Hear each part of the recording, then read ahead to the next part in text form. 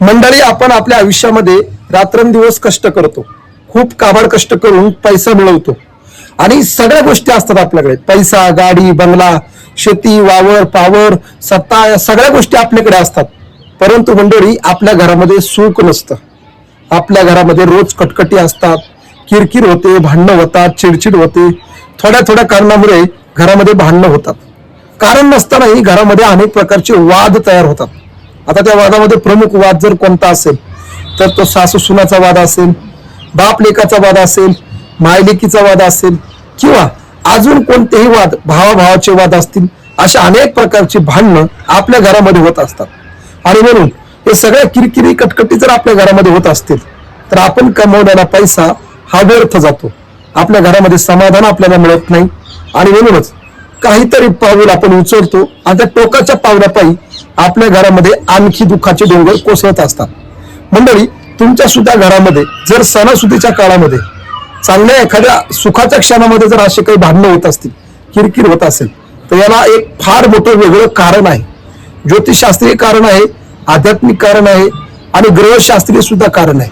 अशा अनेक प्रकारची कारण आहेत आणि त्याच्यावर काय उपाय करता येईल हे या व्हिडिओच्या माध्यमातून मी तुम्हाला सांगणार आहे. अत्यंत तळमळीने हा व्हिडिओ मी बनवत आहे. तुमच्या घरामध्ये सुद्धा जर भांडणं, किरकिरी, कटकटी होत असतील तर तुम्ही हा व्हिडिओ आवर्जून बघा. विशेष करून महिला मंडळींनी हा व्हिडिओ जरूर बघावा, कारण या व्हिडिओच्या माध्यमातून मी तुम्हाला त्याच्यावरती एक उपाय सांगणार आहे आणि नेमकं होतं कशामुळे ते सुद्धा सांगणार आहे. रामकृष्ण हरी मित्रांनो, मी एकनाथ महाराज भांबळे, नाथ महाराज या युट्यूब चॅनलमध्ये मी आपल्या मनापासून स्वागत करतो. मित्रांनो, तुम्हाला सगळ्यांना माहिती आहे की तुमच्या जीवनातल्या सगळ्या दैनंदिन जीवनातल्या ज्या काही समस्या असतील त्या समस्येवर तोडगा, त्याच्यावरती उपाय सांगण्याचं काम आपण गेल्या 10-15 वर्षापासून करत आहोत. तुम्हाला आमचा हा उपक्रम जर आवडला असेल तर नक्की आमच्या युट्यूब चॅनलला सबस्क्राईब करा.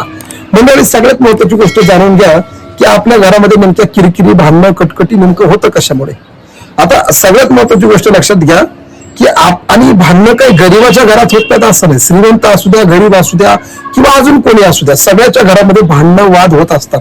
परंतु मंडळी, जर आपण एक विचार जर केला तर सगळ्यात महत्वाचं भांडणाचं प्रमाण, वादाचं प्रमाण, ज्यांच्याकडे पैसा आहे त्यांच्याकडे त्याचं प्रमाण जास्त आहे. म्हणजे श्रीमंताच्या घरीच जास्त प्रमाणात वाद होतात, भांडणं होतात. गरीबाच्या घरी होतात परंतु तेवढं प्रमाण नाही. मग काय होतं मंडळी, आपल्याकडे जसं जसं पैसा येऊ लागतो तर त्या पैशामागे अशांती येते. एखादं वादळ जर येत असेल तर त्या वादळामागे, एका शांततेच्या मागे एक वादळ जसं असतं, जसा समुद्र शांत होतो त्याच्या मागे एक वादळ येतं लाटांचं, अगदी त्याचप्रमाणे ज्या ज्या वेळेस आपल्या घराची प्रगती होते, ज्या ज्या वेळेस आपलं काही चांगलं होतं त्यावेळी एक अनिष्ट गोष्ट आपल्या घरामागे घडत असते. त्याला आपण नजर लावणे म्हणतो, नजर दोष म्हणतो. म्हणजे आपलं चांगलं झालं की काही लोकांना देखवत नाही आणि त्याच्यामुळे त्यांची नजर आपल्या घराला लागते आणि परिणाम आपल्या घराला दुष्ट लागते आणि त्याच्यातूनच घरामध्ये विविध प्रकारचे वाद तयार होतात आणि त्या वादामुळे घरामध्ये कटकटी, चिडचिड, सगळ्या गोष्टी होतात. पण मंडळी, सगळ्यात महत्वाची गोष्ट लक्षात घ्या की वाद होतात कशामुळे, तर ग्रहशास्त्रीय कारण आहे.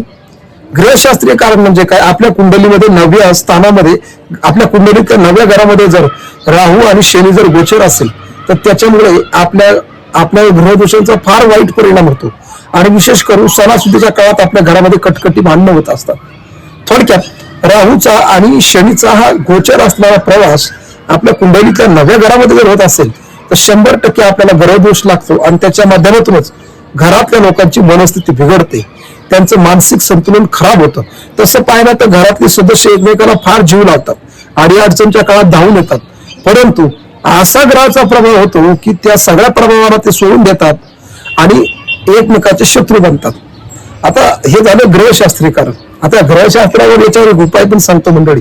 जर तुम्हाला ग्रहशास्त्राचा दोष लागला असेल आणि त्या ग्रहामुळे जर तुम्हाला असं वाटत असेल की आपल्या घरामध्ये भांडणं होतात तर महिला मंडळींसाठी एक साधा सोपा उपाय सांगतो.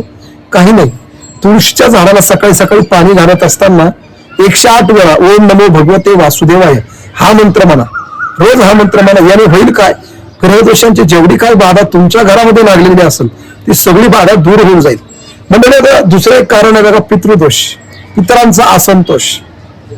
बऱ्याच वेळा काय होतं, पितरांच्या काही मागण्या आपण पूर्ण करत नाही, त्यांच्यामुळे त्यांचा आपल्याला दोष लागतो. त्यांचा आशीर्वाद लागण्याऐवजी आपल्याला त्यांचा दोष लागतो आणि परिणाम आपल्या घरामध्ये रोज कटकटी होतात. आता पितृवरून काय करतात, श्राप देतात आपल्या पिढीला. त्यांचं काय, त्यांची काय इच्छा अपूर्ण राहिलेली असते ती इच्छा आपण पूर्ण केली पाहिजे. आता पितरांची कशी इच्छा ओळखायची त्याच्यावरती आपण एक स्पेशल व्हिडिओ बनवूया, तो नंतर आपण पाहू. परंतु मंडळी, नेमका पितरांचा दोष जर आपल्याला झाला असेल तर ह्या घरामध्ये कटकटी वाद होत असतात. आता पितरांचा दोष जर घालवायचा असेल तर त्यांच्या नावाने आपण श्राद्ध विधी पिंडदान तर केलंच पाहिजे. परंतु मंडळी, साधा सोपा उपाय सांगतो. रोज सकाळ संध्याकाळ किंवा दुपारच्या वेळी भाताचे गोळे बनवायचे आणि ते आपल्या घराच्या छतावरती टाकायचे. आणि भाताचे गोळे जर कळल्याने खाल्ले तर समजायचं तुमचा पितृदोष संपला. आणि म्हणून मंडळी, हे पितृदोष सुद्धा एक कारण आहे. आणि तिसरं महत्वाचं कारण आहे बघा मंडळी, सगळ्यात महत्वाचं कारण की जे आजपर्यंत आपल्याला कोणी सांगितलं नाही, आपल्या घरातला वास्तुदोष. बरेच लोक वास्तुदोषाकडे दुर्लक्ष करतात, परंतु मंडळी ही गोष्ट फार विचार करण्यासारखी आहे. या गोष्टीकडे आपण दुर्लक्ष करतो, परंतु आपल्या घरातल्या सगळ्या परिस्थितीवर वास्तुदोष हा फार प्रभावी काम करतो. त्याच्यामुळे घरातल्या काही काही छोट्या छोट्या गोष्टी त्याचा वाईट परिणाम आपल्यावरती होत असतो. कसं असतं बघा, जसं गाडी चालवत असताना एखादा गिअर कमी जास्त झाला तर गाडी जशी बंद पडते, तसं आपल्या घराचं सुद्धा तसंच आहे. घरामध्ये एखादी गोष्ट, आता वास्तुदोष म्हणजे काय घराच्या बांधणीमध्ये असतो असं नाही. घर जरी सोयीस्कर वास्तुशास्त्राप्रमाणे जरी बांधलं तरी घरामध्ये अशा काही गोष्टी असतात की ज्या गोष्टीमुळे वास्तुदोष वाढतो. आता मंडळी काय होतं, आपल्या घरामध्ये मृत पावलेल्या व्यक्तींचा फोटो कुठे असावा, घरामध्ये बंद पडलेलं घड्याळ नसावा का असावा, किंवा घरातल्या जुन्या वस्तू अडगळीच्या पडलेल्या कुठे ठेवाव्यात, या सगळ्या गोष्टी मंडळी वास्तुदोषाला कारण ठरतात. त्याच्यावर आपण एखादा स्पेशल चिंतन व्हिडिओ बनवूया. पण मंडळी, वास्तुदोष हा मात्र 100% असतो. आणि म्हणूनच याच्यातून मुक्त होऊनच आपण आपल्या घराला सुख शांतीकडे नेऊ शकतो.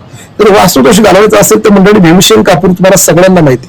हा भीमसेन कापूर आपल्या घरामध्ये रोज संध्याकाळी सूर्यास्ताच्या वेळी घराच्या मुख्य दरवाजावरती आपण तो भीमसेन कापुराचा दिवा लावला पाहिजे. या सगळ्या कारणाने आपल्या घरामध्ये सुख शांती येऊ शकते. म्हणून मंडळी, प्रभावी उपाय मी तुम्हाला सांगण्याचा प्रयत्न केला. याच्यावरती कारण काय ते पण सांगण्याचा प्रयत्न केला. तर मंडळी, नक्की तुम्ही चांगले उपाय करा आणि घराला सुख समृद्धीच्या मार्गाने नेण्याचा प्रयत्न करा. तर कसा वाटला हा व्हिडिओ आम्हाला कमेंट माध्यमातून नक्की कळवा. व्हिडिओ आवडला असेल तर चॅनलला सबस्क्राईब करा आणि हा व्हिडिओ लोकांपर्यंत पाठवा, जेणेकरून त्यांना गरज आहे ते उपाय करतील. धन्यवाद. रामकृष्ण हरी.